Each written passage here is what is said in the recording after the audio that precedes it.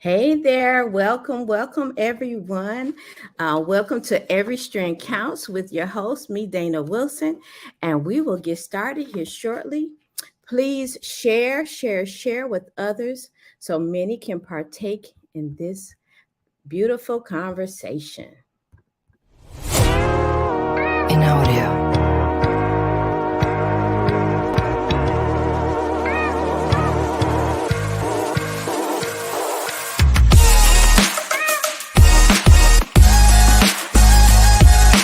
In audio.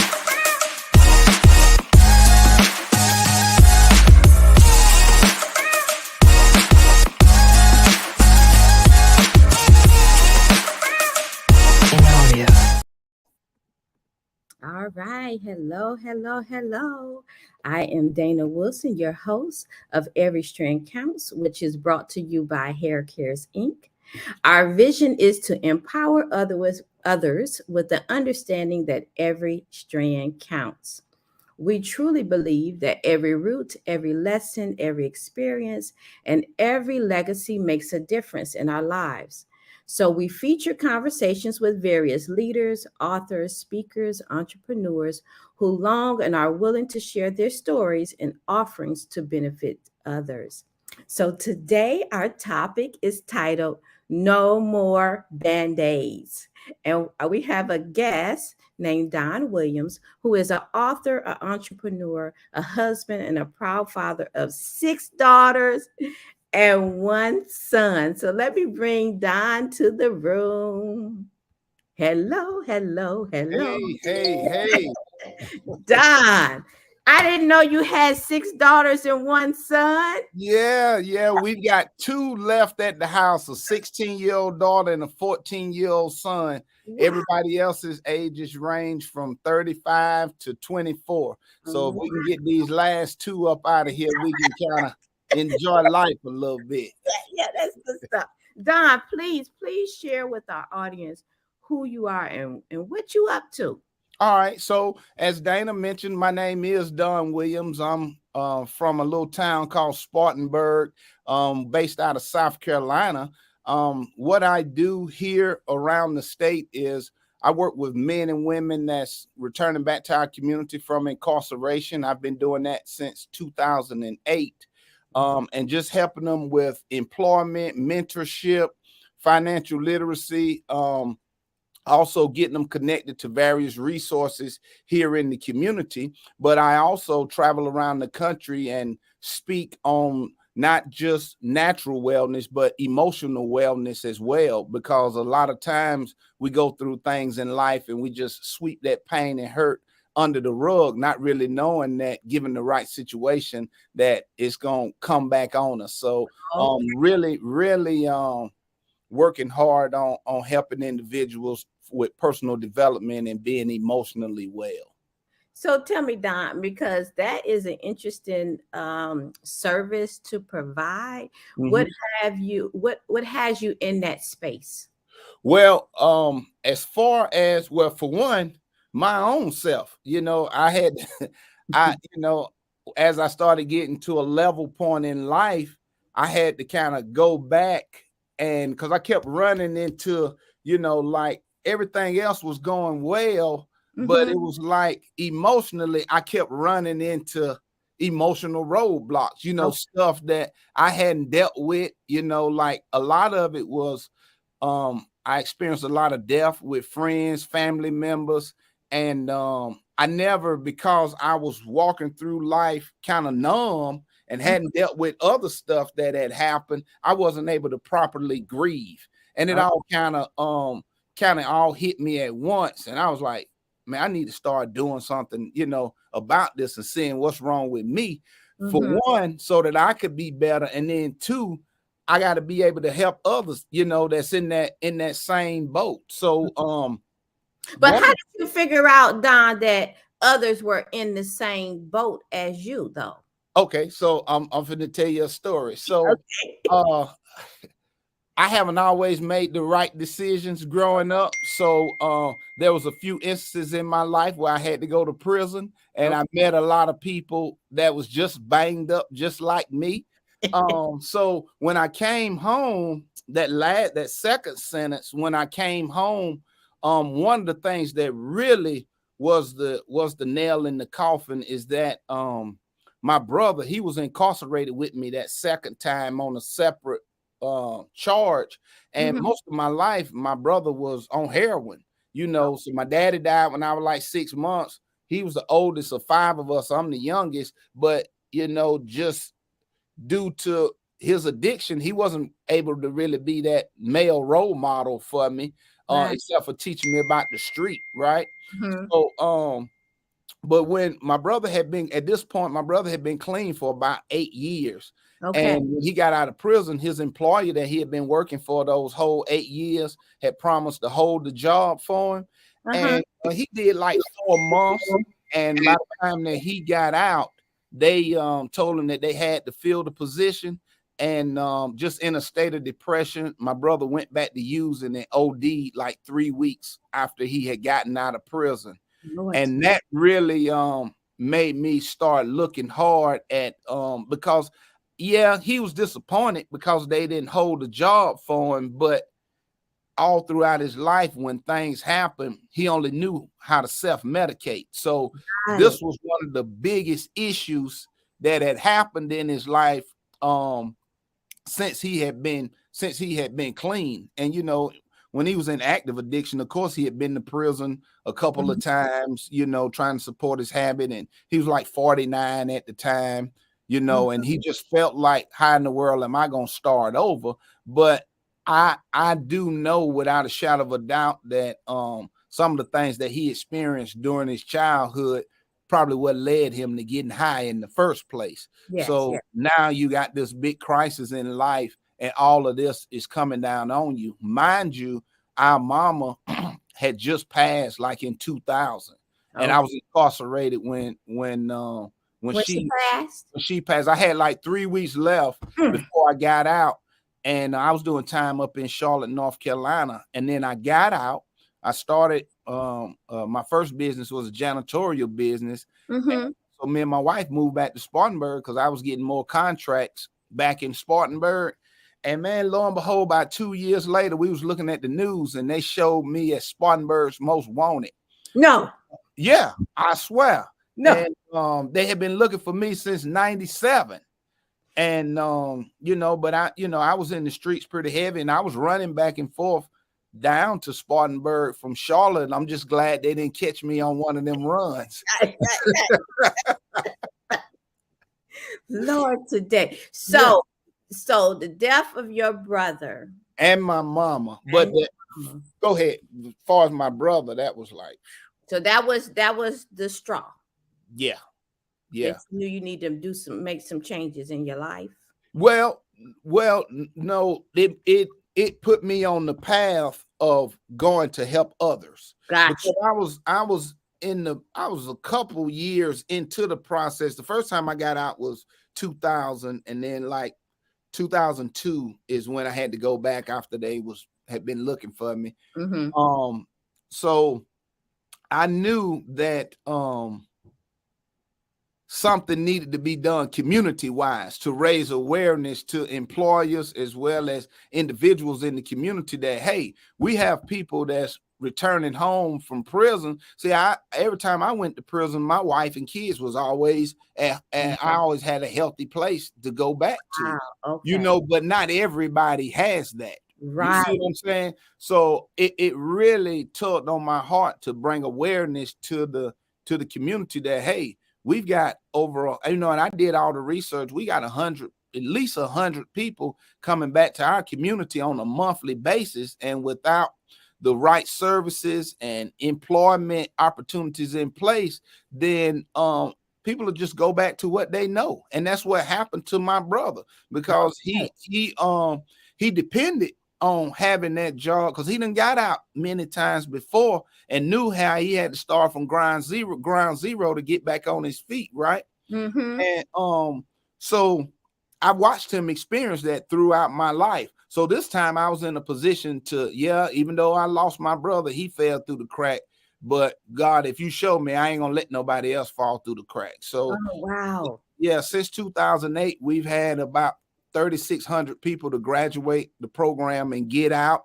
And then What only program is this, Don? Tell me this about is a the program. program that myself and two other gentlemen started back in 2008 called Jumpstart, where Okay. we actually start working with the men and women while they're incarcerated. Oh, while they're there. Yeah, and then we have houses and employment relationships for when they get out, if they don't have anywhere to go, to help them with that next leg of transitioning to society. So out of that 3,600 that's graduated our program since 2008, only 4% has went back to prison. Wow. So how do they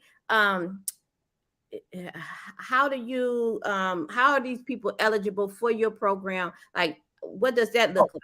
It's volunteer. So it's 21 institutions in South Carolina, and we have our program in 18 of those institutions. And Wow. the reason that we're not in the other three is because they're maximum security, and most individuals that's at those facilities never coming home. Okay, got it. You Got know, so it's completely voluntary. We work closely with the chaplain's office, and they sign up for the program, and then we go in and train inmate leaders to facilitate our curriculum and teach our curriculum to the other program participants to give them a sense of purpose while they're there. But we also have volunteers that come in off the street on a weekly basis. This is so cool, Don. This Yeah, is real good stuff right here. yeah. This is good. So This I've is been on that little track for a little while now. I got out in 2004 and I started doing it, but they wouldn't let me, because of my record, they wouldn't let me come back into the prison till like 2007.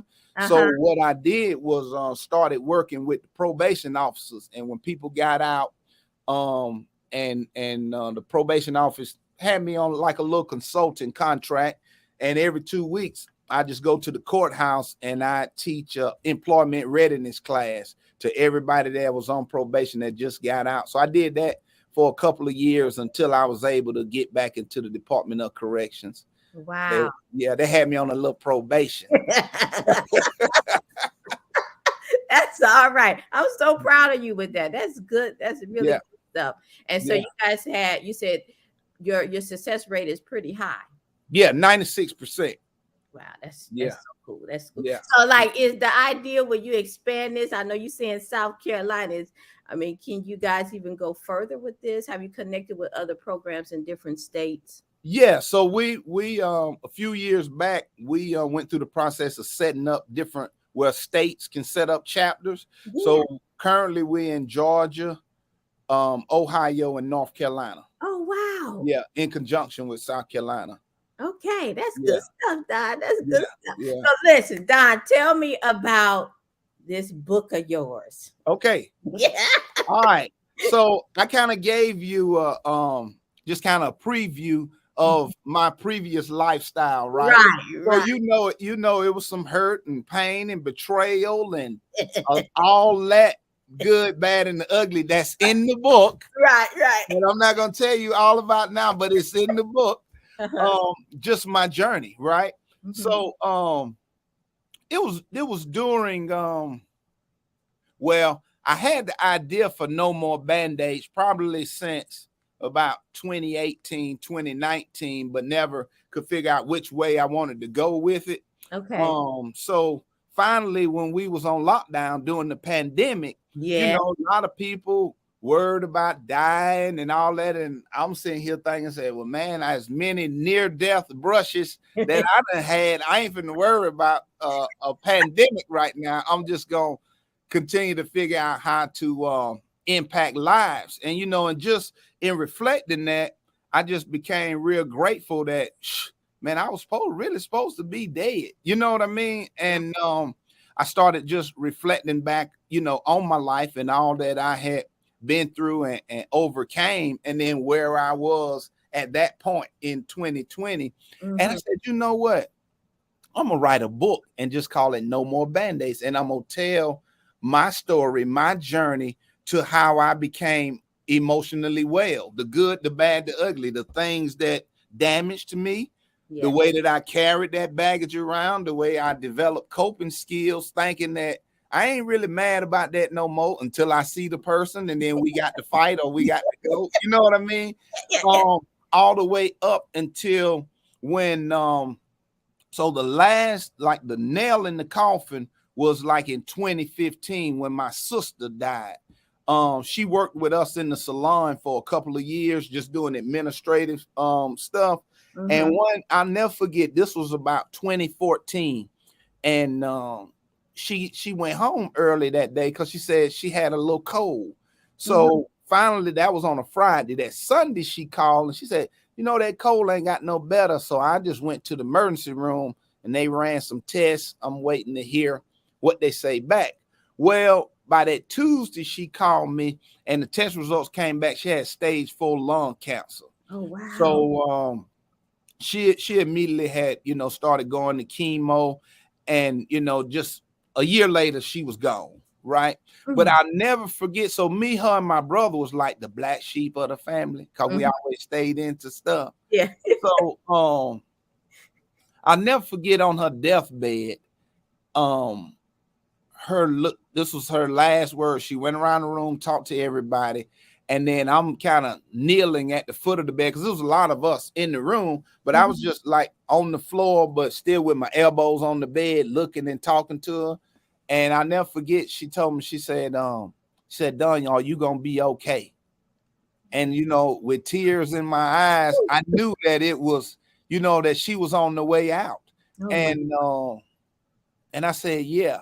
And she never spoke another word. And probably about 6 or 7 hours later, we were still sitting around in the room, and my wife was sitting up in the bed with her, and she was connected to a breathing machine. So we was just laughing, talking, and then my wife was like, have y'all heard her breathing machine here lately?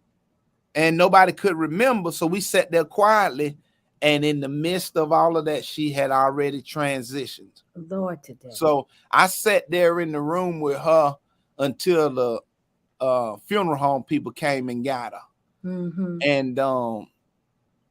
And I just never forget, you know, how much that impacted me, because I thought that I was okay from my brother's death, from my mama's death and other stuff, but it was that death right there that really brought back all of the other stuff that I had really just developed coping skills for.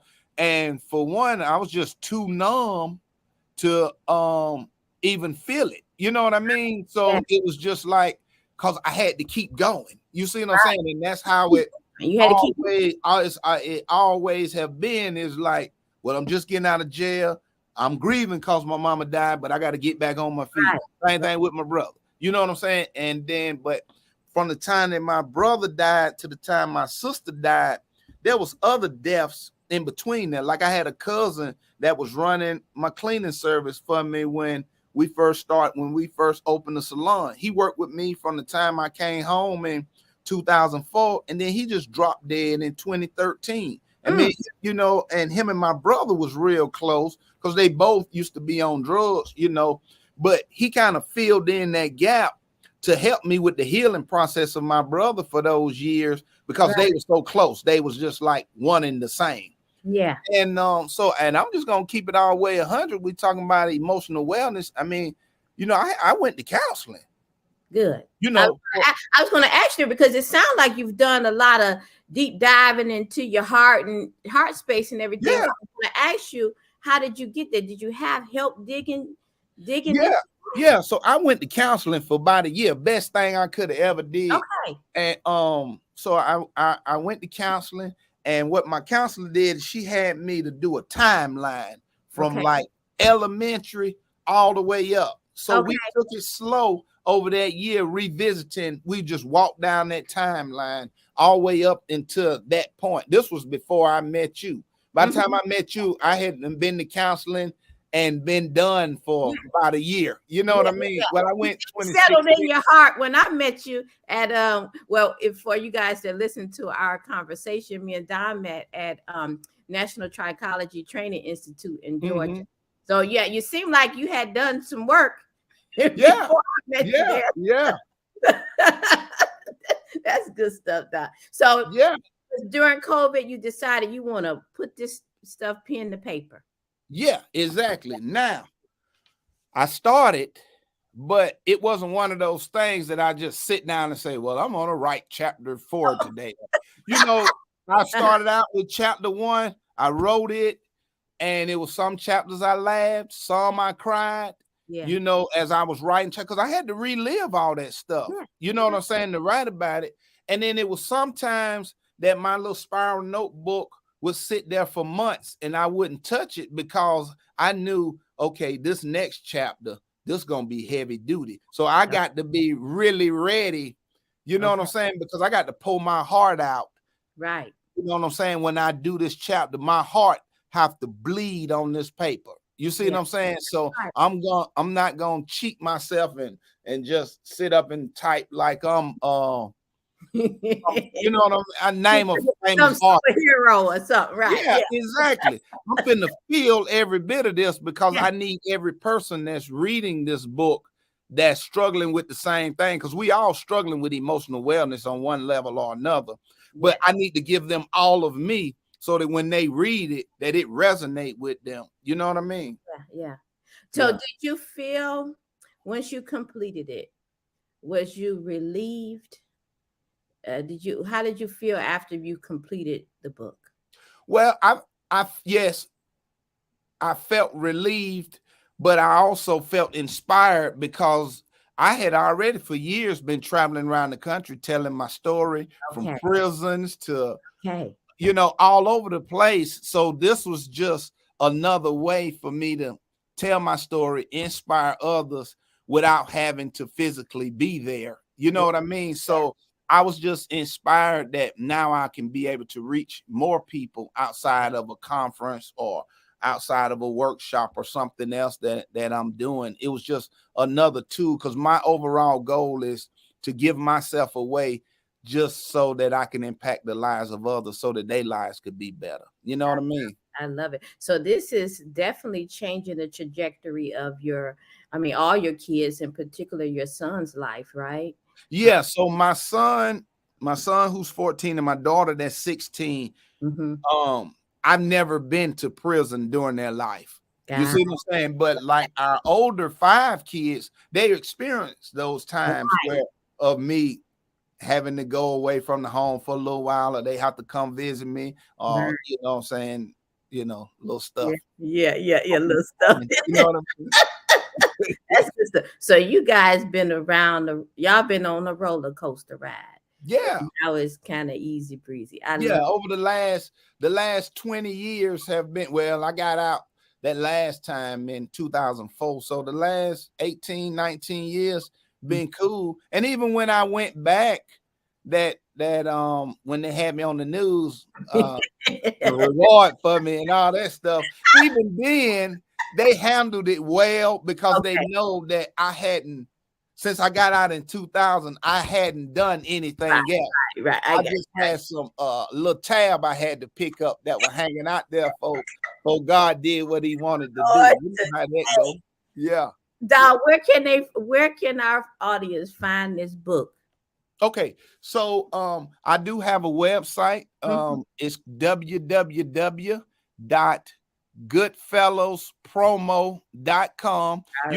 You can go there and order the book. You can book me to come and speak at your conference. You can sign up for coaching, one-on-one coaching, or if you just need someone to come in and maybe do some personal or professional development with your staff. All of my services are listed there on the website, and you can go there and we can get the ball rolling. I'll ship the book right out.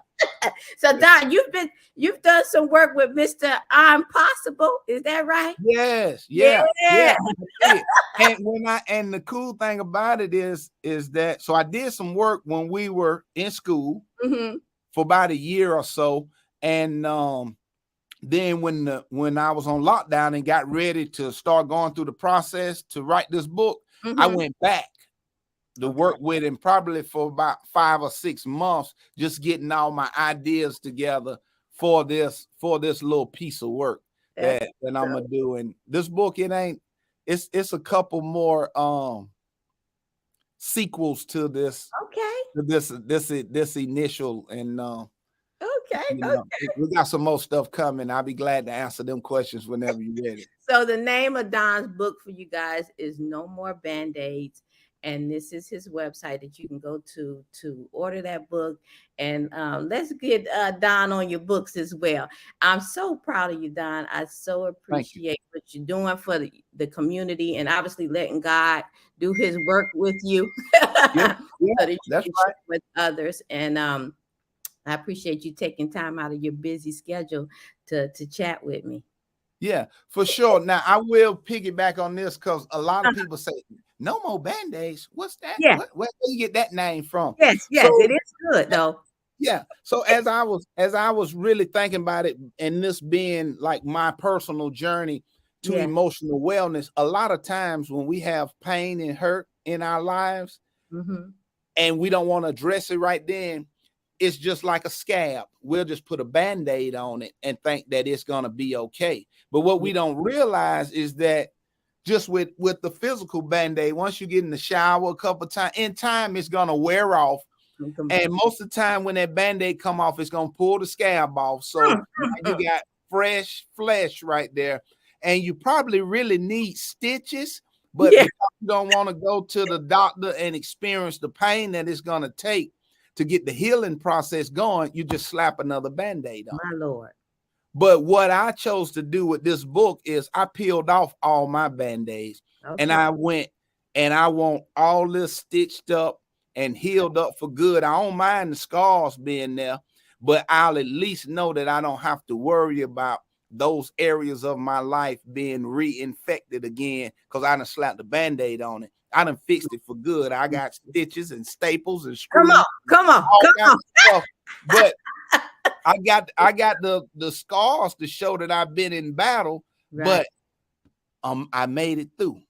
So Yeah. that's why I said no more band-aids. And until we really make a conscious effort to say, you know what, I ain't putting no more band-aids on this hurt no more.